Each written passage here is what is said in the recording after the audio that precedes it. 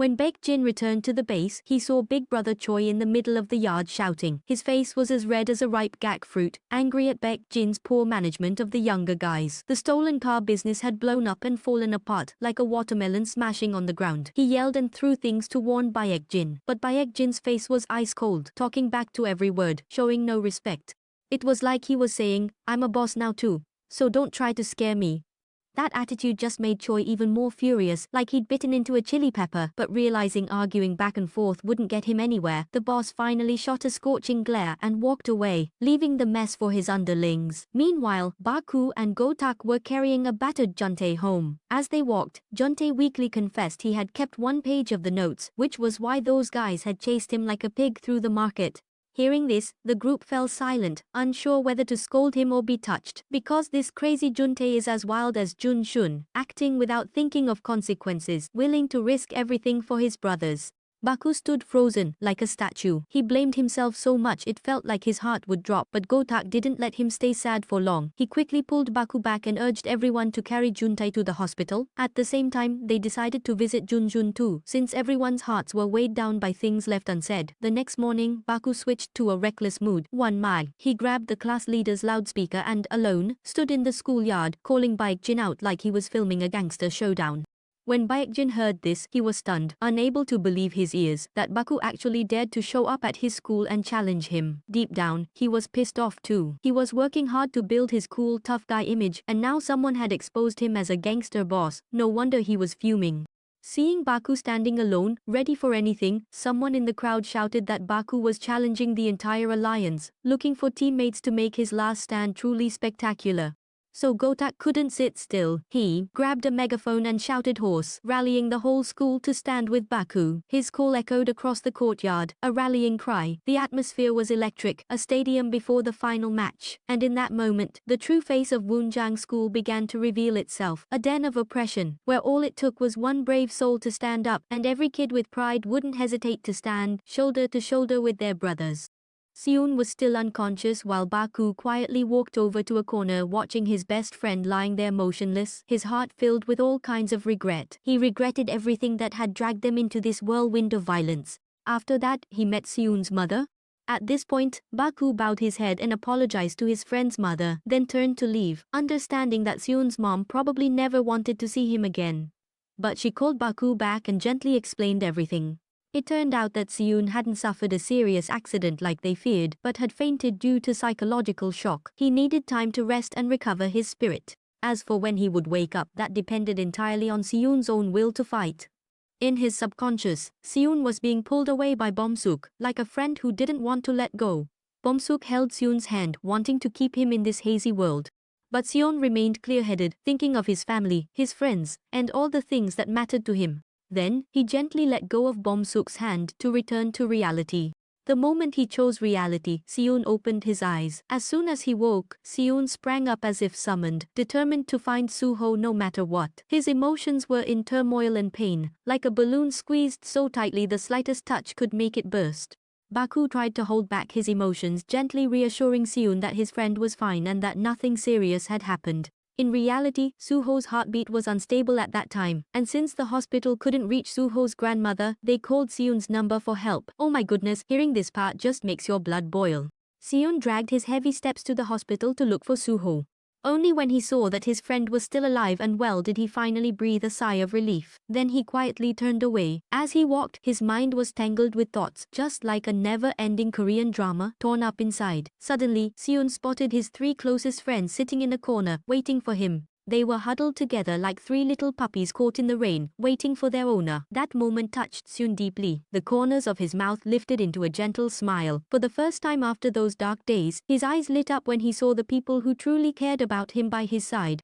Juntae was on the verge of tears, looking like he was about to break down, thinking Seun had sacrificed himself like in those war movies. Baku switched to his dramatic mode, saying real men shouldn't cry now that Seun was awake. But Seun threw cold water on Baku, bluntly saying, "Yesterday I saw you crying like a baby, and now you're acting all high and mighty, preaching about principles." Everyone burst out laughing, feeling as if a huge weight had lifted from their hearts. Though Seun had just woken up, he didn't forget what mattered most, and quickly asked his friends what to do about Baekjin, his eyes determined as if ready to end everything. Honestly, watching this part gave me goosebumps because you can really feel the aura of a true big brother awakening. In episode 8, after Junsoon had recovered, the group headed to the place where the showdown with the Alliance was about to happen, ready to settle their scores. The atmosphere was electric, like an action blockbuster was about to explode. Go Tak stood pale in the middle of the yard, as if he'd swallowed something bitter. It was his first time on the front lines and he was nervous. Who could blame him? The other side was as crowded as an invading army, while our group was as scattered as friends splitting the bill at dinner. The kid wasn't wrong to be worried. Right at that moment, Baku, with the swagger of a true boss, strode out to the middle of the schoolyard. His broad shoulders seemed to shield everyone from the wind as he patted each guy on the shoulder and declared cool as ever, "I'm here now, so what the heck are you all afraid of? I'll take care of all of them for you, just watch." But Junsoon just stood there calmly next to him and threw a blunt remark right at Baku. "What can you possibly do on your own?" Then he seriously suggested that Baku should postpone things for a few days to prepare more thoroughly. Because looking at the current strength, our side has absolutely no advantage. If we fight now, we'll end up at the police station serving time. Whether we win or not is still up in the air, but getting beaten up is certain. Hearing that, the group fell silent, surprised by Seun's clear-headedness and sharp calculations. Turns out, this guy isn't just good at studying, he can strategize like a chess pro too. Seun also asked, among the alliance right now, who is the person Baekjin trusts the most? It was a direct question, straight as a highway, probing and assertive, in line with his methodical style. The scene shifts to Song Yi. Everyone knows he's the one Baekjin trusts most in the alliance. He'd just been invited out to eat by Jun Seun, but his face was still scrunched up, looking as bitter as someone who hit the jackpot but lost the ticket. While eating, he kept grumbling non-stop, saying things like, "I'm still salty, I'm still annoyed, I'm still fuming inside." But Jun Seun just put on this sleepy, innocent, almost scared face, acting like someone harmless to mess with Song Ji's head. He softly apologized to Song Ji and then suggested they work together, as if he were sweet-talking him. Kid Song Ji looked at Seun and actually found him interesting, like, "Alright, let's see what you can do." So he nodded, letting Seun explain. Seun then laid out his plan. If Song Ji helped him, then when the alliance eventually fell apart, Song Ji could walk away without any blame. It actually sounded pretty reasonable, so Song Ji agreed right away, sealing the deal as quickly as if he was snatching up a year-end sale. After convincing Song Ji, Seun immediately took off like the wind to study the opponent's strategy. He sat down and analyzed every detail like a professional chess player, even drawing up a proper plan of action. He realized that Wuyang School was at a serious disadvantage in numbers, so the best approach wasn't to charge in head first, but to first sow discord among enemies. As a genius, he was confident, strategizing like a general. The next person Seun set his sights on was Hyoman. The plan was to have Hyoman pretend to be Baekjin withdrawing money, so it seemed Baekjin was taking money from his underlings. When the money went missing, of course the underlings were thrown into chaos, like ants in boiling water. Suspicion and infighting began within their ranks. Classic divide and conquer from the inside. Meanwhile, Otak's team trained hard daily, doing push-ups and sit-ups, going all out. As for Baku, he talked with Otak. During their conversation it came out that even though Baku acts tough on the outside, deep down he still cares about Baekjin. After all, they'd been best friends since they were in diapers. Of course, Baekjin isn't exactly clueless either. That morning, while he was lost in thought, Baekjin was called over by the caretaker at the orphanage where he used to live for a face-to-face talk. She told him that from now on, he shouldn't send any more money or gifts back here. It sounded gentle, but in reality, she was calling him out because she was starting to sense something was off. Like, where was all this money coming from, and how did this kid suddenly get rich as if he'd won the lottery? Hearing this, Baekjin froze like a wax statue, his face as still as a calm autumn lake. He knew that she had quietly figured something out. Baekjin just bowed his head slightly and said that he would take a break today before coming back. Because deep down, he knew that this trip wasn't for fun. It was going to be a real battle. It was a trip where even the slightest mistake could cost him both his career and whatever bonds remained. The day of the showdown fell on a day of pouring rain, the sky dumping water onto the schoolyard. The group, each holding an umbrella and standing in the rain, looked so cool. Even movie scenes would have to bow in admiration. Baekjin's crew arrived early, looking fired up, like guests at a wedding who just found out the bride's house lost power. Meanwhile, Baku's group strolled in later, each step splashing on the wet ground, looking so handsome it was almost annoying.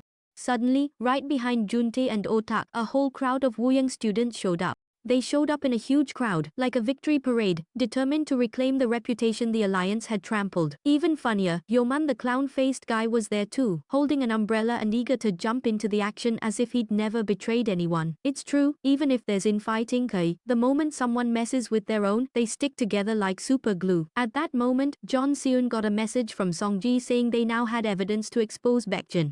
He hurried to the meeting spot. When he arrived, Songji handed over the original phone with all the secrets. Just when he thought it was settled, he was ambushed. Turns out, Songji wasn't so easy to bribe after all. He pulled a trick, having the big guy hide in the shadows and jump out to strangle John Seun, squeezing until his face turned red and he passed out like a steamed bun left in the pot too long. Meanwhile, Baku stood in the courtyard. When he saw his brothers show up, he was so happy he almost cried. But quickly realized John Seun was missing. Juntae pulled out his phone to call, but only heard the automated message saying the number was unavailable, so he knew something was wrong. John Seun had already gone to confront Solin, but now his phone was unreachable, which could only mean he'd been set up.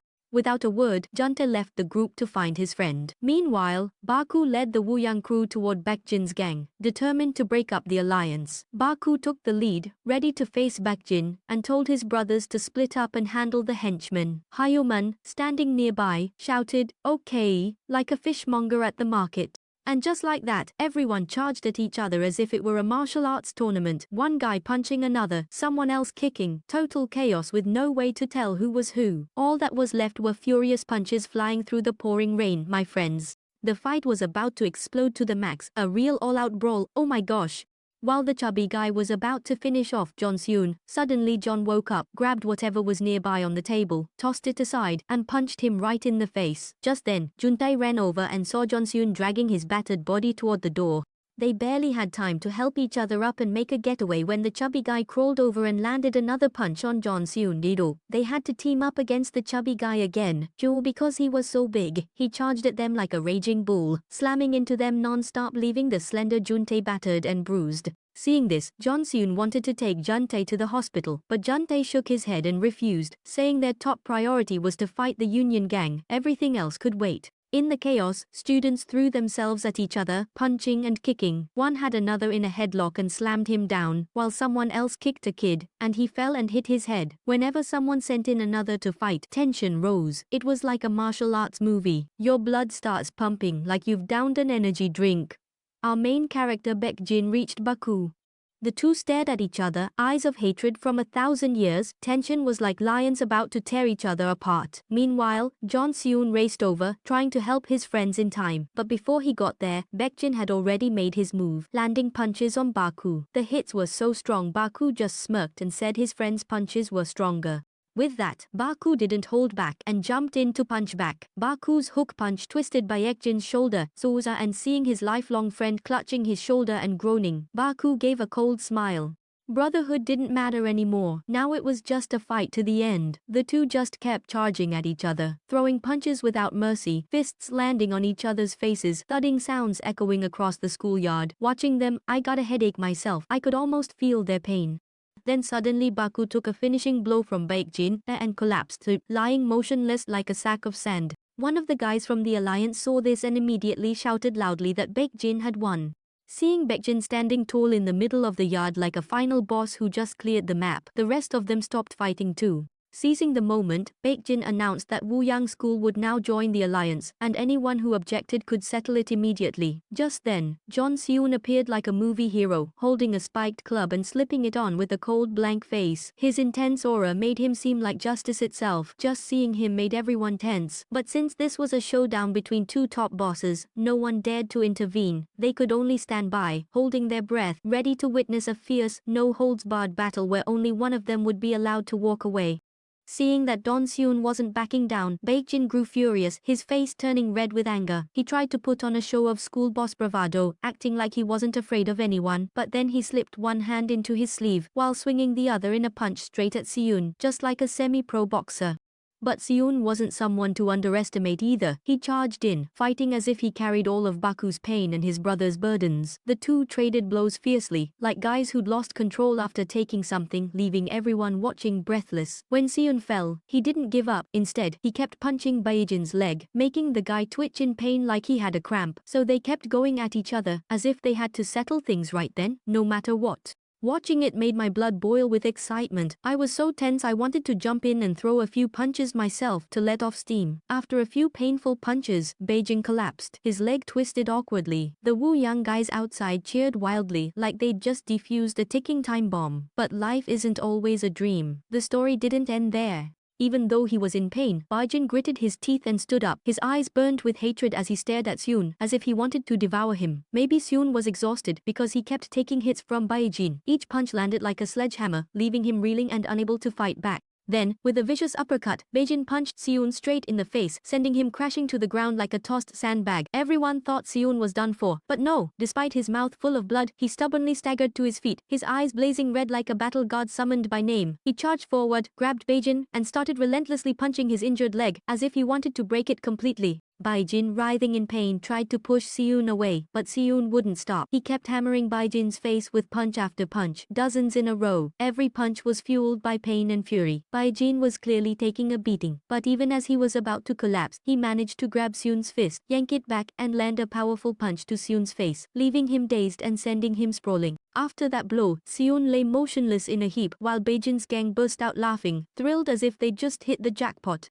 As for Baijin, he forced himself to stand up, panting heavily, but his eyes still flashed with a vicious glint. He started to realize that from the very beginning, Seun had been targeting his weak spots, his legs, his arms, and now even going for his life. Furious, he shouted, straight at Seun's face, "Get up! If you're so tough, come at me again. Let's see how much longer you can last," he taunted. His challenge echoed across the schoolyard, through the rain. Get ready, the final showdown is about to explode. As epic as expected, Seun lay there, mouth full of blood, braced himself and declared in a defiant voice, "You're still within my control. But as for my arms and legs, they're pretty much done for." From the start, Seun risked everything in this brutal fight with Baijin just to buy time for Baku to recover. By the time Baijin realized he'd been played, Baku appeared like an avenging angel. He charged in and landed a thunderous punch on Baijin, hitting him so hard that Baijin's arms and legs shook uncontrollably like a sugar crash. He was trembling so much that anyone watching could see it plain as day. But Baku didn't stop there. He followed up with a finishing blow. It was such a powerful blow that Baijin collapsed to the ground, lying flat and motionless like a punching bag. The moment he got knocked out, the whole schoolyard fell silent. Everyone could clearly see that Baijin was in no shape to get up and fight anymore. His gang of underlings looked absolutely pale as if they'd just seen a ghost win. But Baku still held his head high and bowed to apologize to Baijin for everything. As for Baijin, with his sky-high pride, he stubbornly refused to say a word of apology in return. In the end, Baku declared the match over. The students of Wuyang School could now withdraw in glory.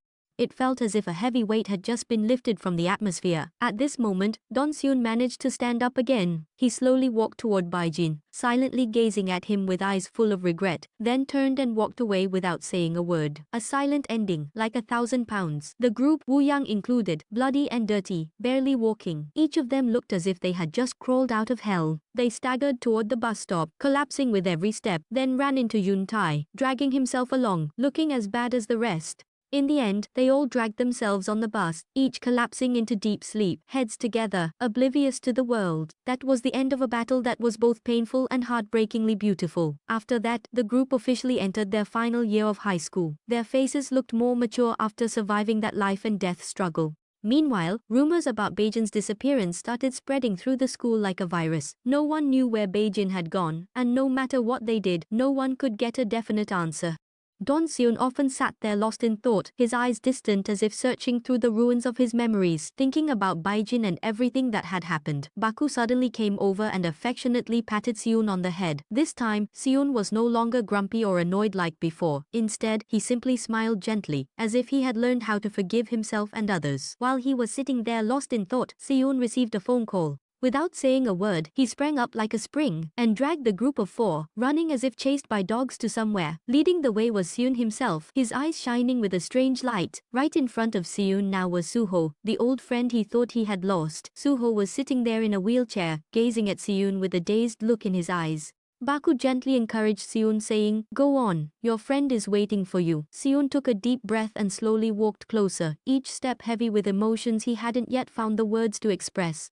Suho looked up at Seun, then glanced at the group of new friends standing behind him, his face puzzled as he asked, "Who are those people?" Seun smiled softly, his eyes gently replying, "They're my friends." Just that simple sentence seemed to lift all the heaviness from both of their hearts. Hearing that, Suho gave a satisfied smile. A gentle smile like a quiet blessing. After that, while Songi was still wandering around the bowling alley, a stranger in the corner suddenly asked, "Are you Baijin's friend?" He admitted it, but in a way that was like, "Sure, if you think I'm his friend, that's fine, and if not, that's fine too." That guy suggested Songi should replace Baijin, but at a much more exclusive, pro-level place, not some childish game like bowling, but somewhere else where making money is way more fun. Songi dismissed the place, saying it wasn't romantic and looked kind of tacky, but still took the business card and slipped it into his pocket. He started to leave, but hesitated and turned back to ask if that guy knew where Beijing was, but everyone just played dumb, acting like they had no idea. Suddenly, the scene shifts and we see Juntae, Baku, Gota, and Seun, all with tears welling up in their eyes. It turns out they're at the funeral of the late Beijing. No one knows how or when he passed away, but the group still sits there mourning him. They're all still sitting there grieving for him.